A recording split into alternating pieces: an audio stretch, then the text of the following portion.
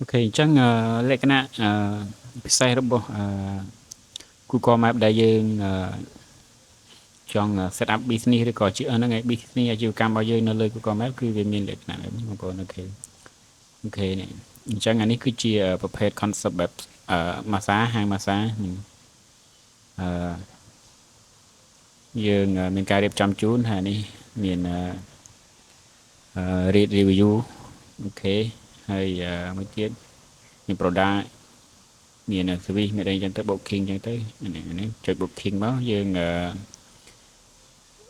add យើង link ជាមួយ Telegram ឬក៏អាចមានការ direct តាម email ក៏បានដែរអាហ្នឹងអាស្រ័យលើបងប្អូនចង់បានអញ្ចឹងណាហើយយើងមានការadvertise នៅលើ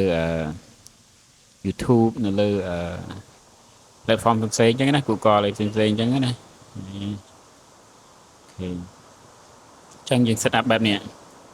មាន description មាន contact មាន location ហើយមានម៉ោងដែលយើងបើកម៉ោងអញ្ចឹងហើយមានផ្សេងៗអញ្ចឹងណាបងប្អូនមើលតាមហ្នឹងអញ្ចឹងអានេះគឺជាលក្ខណៈពិសេសដែលយើង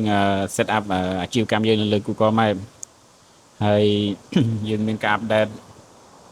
ហើយយើងមាន link ជាមួយនឹង platform ផ្សេងៗដូចជា YouTube Facebook ហើយ Instagram TikTok អីផ្សេងៗអញ្ចឹងណាអូខេអញ្ចឹងគ្រាន់តែយើងឧទាហរណ៍ណាខ្ញុំឧទាហរណ៍អានេះចុចចូល YouTube អញ្ចឹងវានឹង direct ទៅ YouTube អូខេយ៉ាហើយ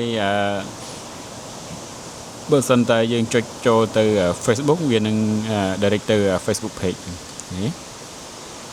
ហើយ Instagram គឺ Instagram អញ្ចឹងទៅបាទនេះគឺជាលក្ខណៈពិសេសសម្រាប់ម្ចាស់អាជីវកម្មបាទហើយនឹងអូខេអញ្ចឹងទៅអូខេឃើញបងប្អូនអញ្ចឹងពាក់ព័ន្ធជាមួយនឹង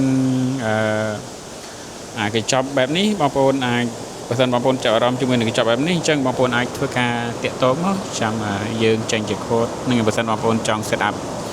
អាជីវកម្មបងប្អូននៅលើ Google Map ចង់បានប្រងបែបម៉េចឬក៏បែបដូចនេះចឹងយើងអាចជជែកគ្នាបានអូខេជួបគ្នានៅវីដេអូក្រោយ